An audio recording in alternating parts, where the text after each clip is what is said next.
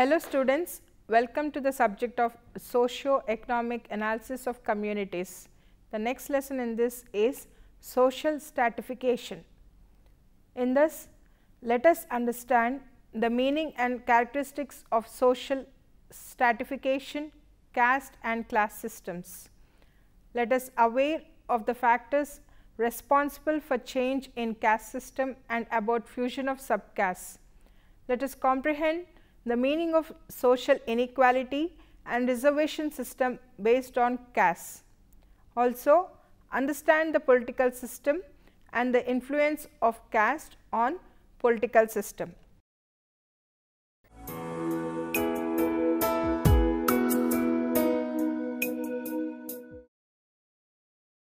What is social stratification?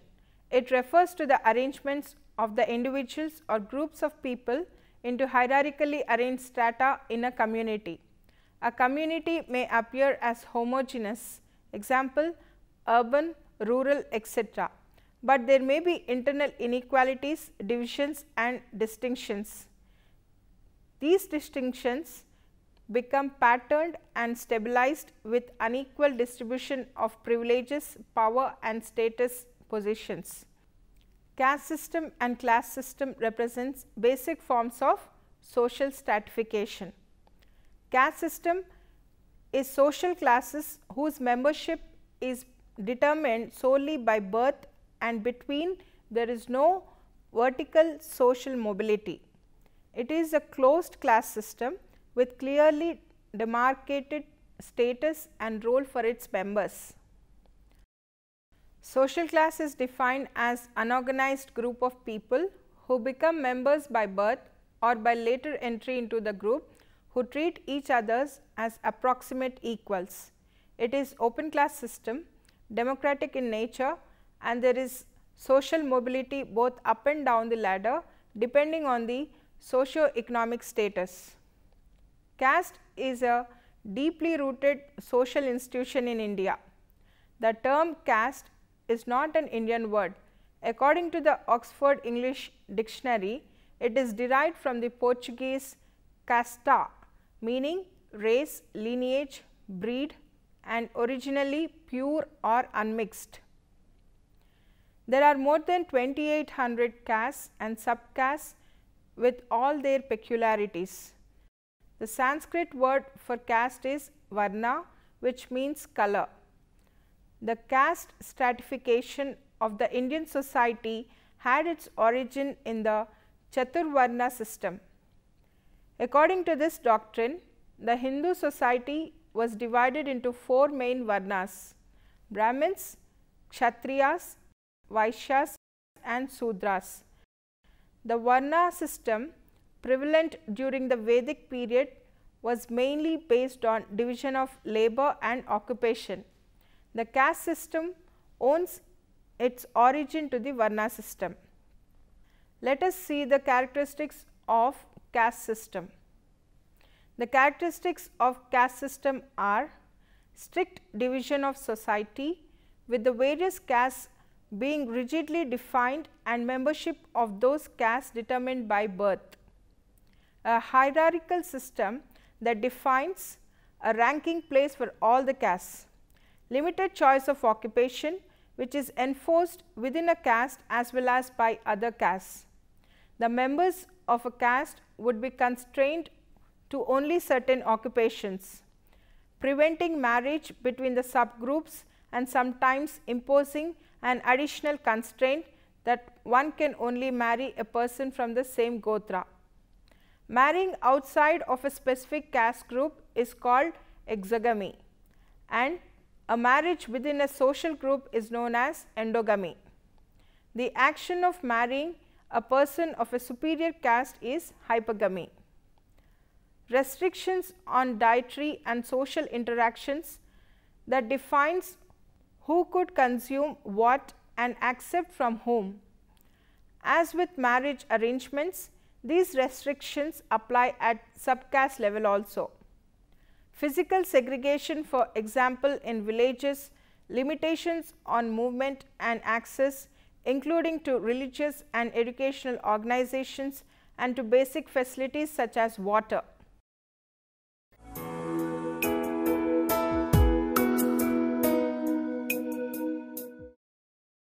Factors responsible for change in caste system and fusion of subcastes in India. Let us see the factors responsible for change in caste system in India. First, modern education. Modern liberal education introduced into the country by the British has played a crucial role in undermining the importance of caste in Indian social life. Modern education is based on such democratic values like equality, liberty and fraternity. Hence, with the spread of modern education, the people's belief in the origin of caste has received a severe setback. As modern education is usually imparted in co-educational institutions, it encourages intercaste marriage and intercaste mixing. Moreover, it acts as a powerful force towards the removal of untouchability. Next, industrialization. The process of industrialization has affected caste structure to a remarkable extent. Industrial growth has provided new sources of livelihood to people and made occupational mobility possible. In factories, mills and offices, working side by side with other castes is common. One cannot avoid other caste persons' touch or shadow. Next is urbanization. Industrialization has given rise to the process of urbanization. New townships have emerged. The rural people migrated to the towns in order to avail better employment opportunities. With the coming up of big hotels, restaurants, theatres, clubs and educational institutions, it is not at all possible to observe communal inhibitions and taboos against food sharing. Kingsley Davis rightly observed that the anonymity, congestion, mobility, secularism and changeability of the society make the operation of the caste virtually impossible. Next is modern means of transport and communication. Modern means of transport and communication are instrumental in increasing spatial mobility of the people and thereby put an end to the caste system. Means of transport like train, bus, tram, airplane, etc. cannot provide for distinctions between castes and a levelling effect has been brought into the society. It is observed for any transport authority to reserve berths for higher caste people to the exclusion of lower caste people. Next is increase in the importance of wealth. Under the caste system, birth was taken as the basis of social prestige, but today wealth has replaced birth as the basis of social prestige. Occupations are now no longer caste based. People, while choosing their occupations, attach greater importance to income rather than anything else. Next is the new legal system. The new legal system has given a severe blow to the caste system in India. Equality before law irrespective of caste has been firmly instituted. Consequently, the age-old discrimination against the lower caste has been removed. Further, with the establishment of law courts, the traditional caste panchayats have lost their power and effectiveness to punish the deviants. Not only that, a number of acts like the Untouchability Offences Act of 1955 and the Hindu Marriage Act of 1955 have abnegated the evil effects of the caste system. Next is influence of Indian Constitution. Indian Constitution bestows some fundamental rights on the citizens irrespective of caste, creed, color or sex. It offers equal opportunities to all. Para 15(2) of the Constitution declares all citizens are equal. Next is Westernization. The term Westernization was coined to signify the changes in the Indian society during the British rule. Westernization has gone a long way in undermining the influence of the caste system. The effects of the westernization are prominently visible in the form of intercaste marriages, intercommunity marriages, interreligious marriages, occupational changes, etc. In this way, westernization has brought about profound changes in the Indian society. Next is secularization. The role of secularization in weakening the caste system is great. By legitimizing secular ideologies and formal legal doctrines and promoting rationality, scientific attitude and differentiation, secularization has affected certain characteristics of the caste system, especially the concept of purity and pollution, fixity of occupation, etc. Next is social movements. Some social movements have also attacked the caste system. The Brahma Samaj movement, led by Raja Ram Mohan Rai, rejected the barriers of caste divisions and stood for universalization and brotherhood of man. The Prarthana Sabha movement, supported by Justice Ranade, brought about certain social reforms like intercaste marriage, interdining and remarriage of widows, etc. The Arya Samaj movement, founded by Swami Dayananda Saraswati and Ramakrishna Mission movements, raised voice against the hereditary caste system based on birth and stood for its abolition. In this way, all these social movements succeeded in affecting some of the structural features of the caste system. Next is rise of new social classes. Industrialization has given rise to the emergence of new social classes. These social classes are replacing the traditional castes. Trade unions, merchants, associations and political parties are replacing the old caste loyalties. An increase in class consciousness leads to a decrease in caste consciousness. Next is fusion of subcastes. Andre Bittley has pointed out that among the westernized elite, class ties are much more important than caste ties. The educated members of some castes with modern occupations sometimes organize themselves as a pressure group. As such, a caste association competes as a corporate body with other pressure groups for political and economic resources. This type of organization represents a new kind of solidarity. These competing units function more as social classes than as caste structures. Yet, another change we find today is the fusion of subcastes and fusion of castes. Kolenda has identified three kinds of fusion. Persons of different castes and subcastes meet in their workplaces and in newer neighborhoods in the city. They are usually of approximately equal rank.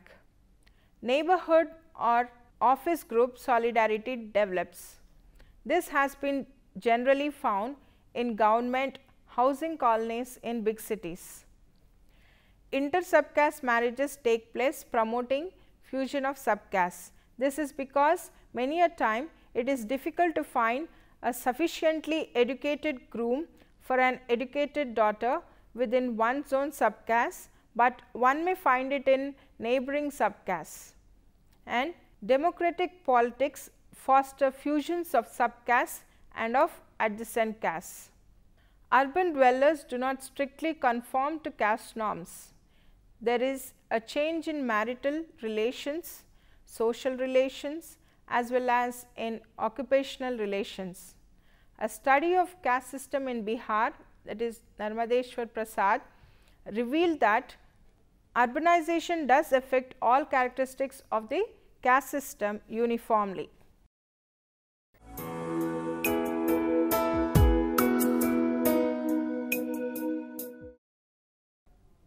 Let us see abolition of untouchability.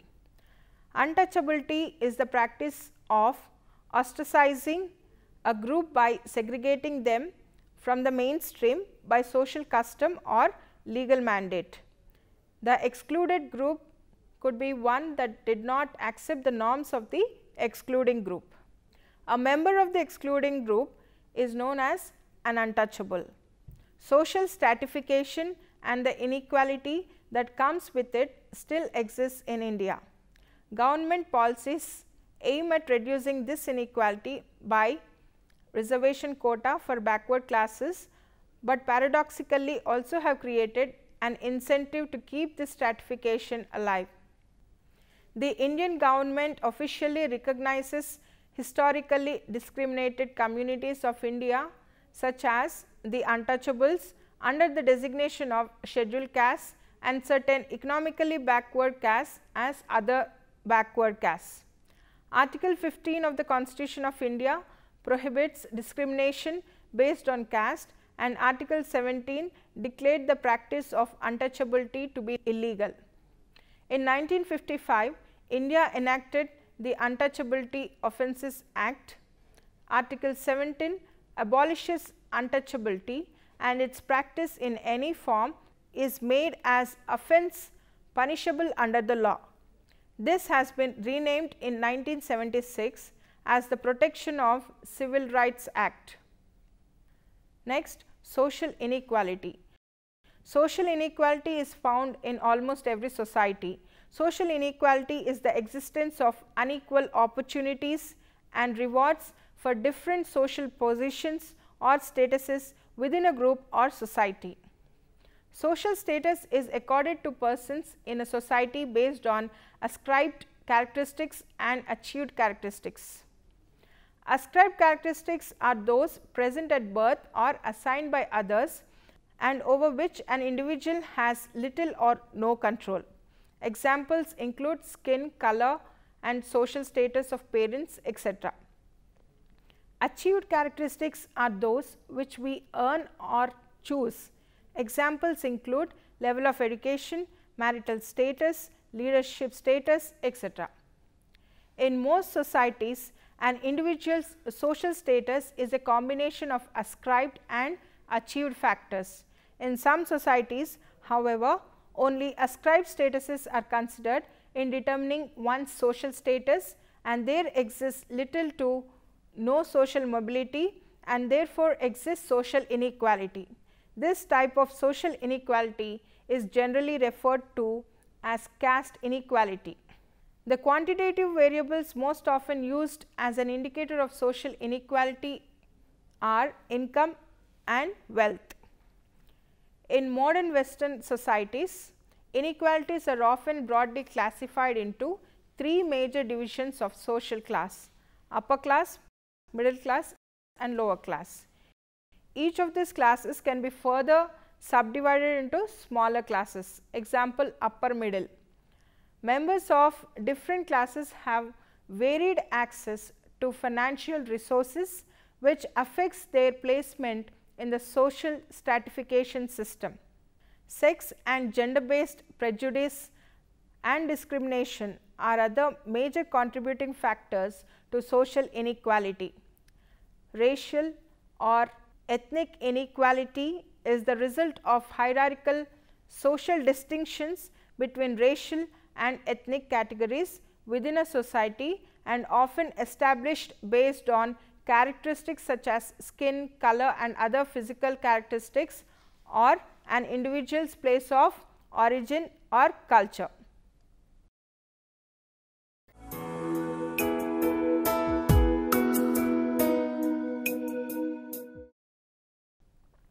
Reservation in India. Reservation in India is the process of setting aside a certain percentage of seats, that is vacancies, in government institutions for members of backward and underrepresented communities, that is defined primarily by caste and tribe. Reservation is a form of quota based affirmative action. Reservation is governed by constitutional laws, statutory laws and local rules and regulations. Scheduled castes, scheduled tribes and other backward classes are the primary beneficiaries of the reservation policies under Constitution. Here in the table you can see how the percentages has been divided among the various categories.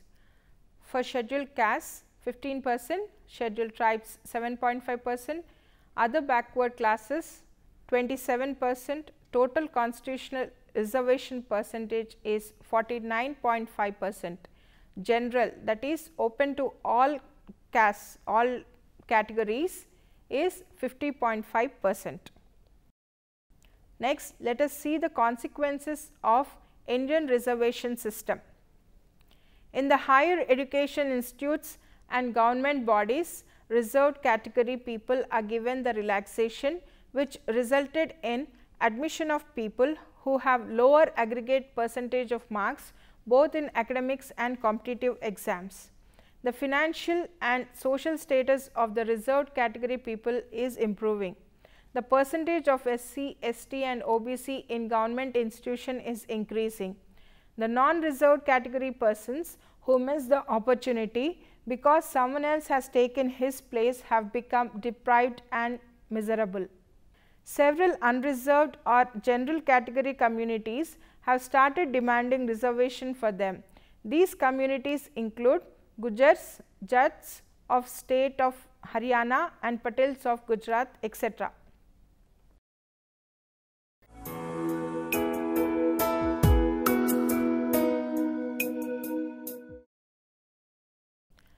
Let us see political system. Each society must have a political system in order to maintain recognized procedures for allocating valued resources. In large complex societies, many decisions must be made about the duties and responsibilities of citizens and also about the rights and privileges. If the society is to be orderly, people must obey the rules that are made. The political institution determines and enforces the laws and punishes those who disobey them. According to renowned political scientists Gabriel Allman and James Coleman in 1960, political system is that system of interactions to be found in all independent societies which performs the functions of integration and adaptation by means of legitimate physical compulsion. The concise Oxford Dictionary of Sociology 1994 defines as a political system in any persistent pattern of human relationship that involves, that is to a significant extent, power, rule and authority.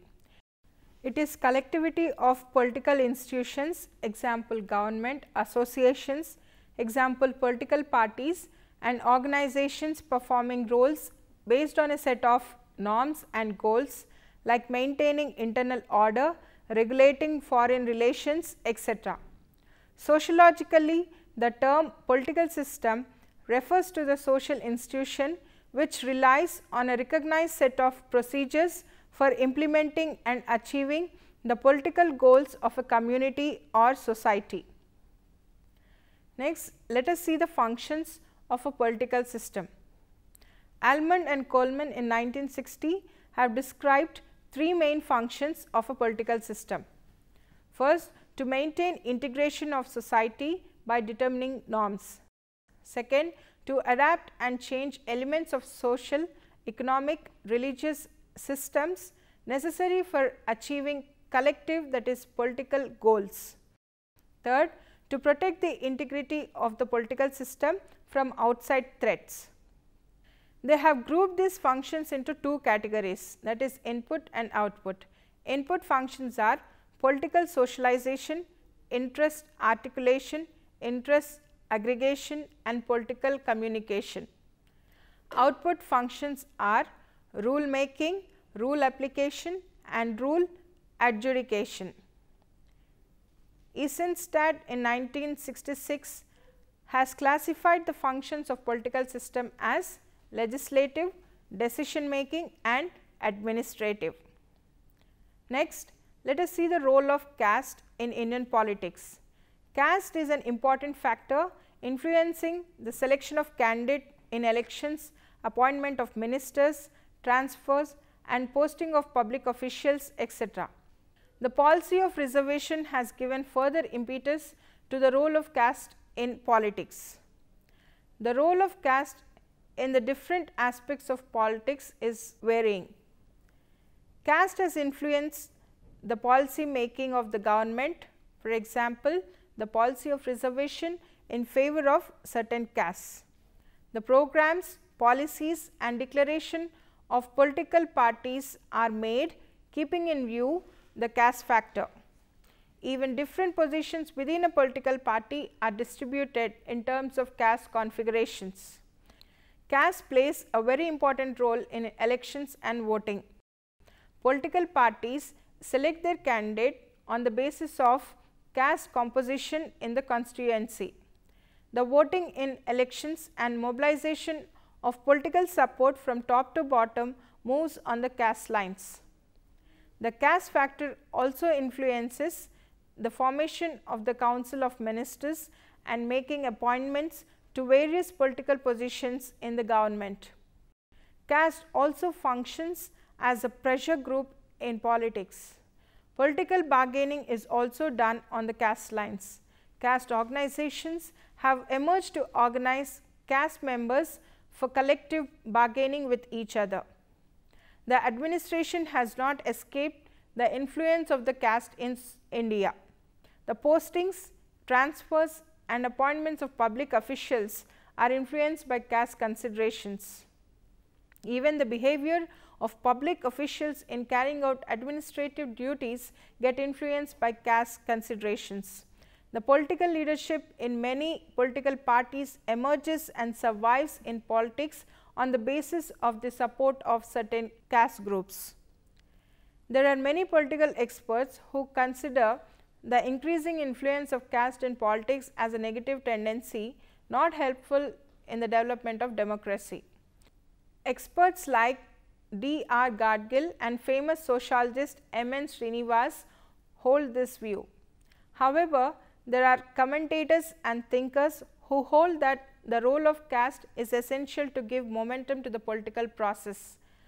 American political experts I. Rudolph and S. H. Rudolph in their book Modernity and Tradition hold the view that caste politics in India has reduced the distinction among castes and has brought about political equality among the members of different castes.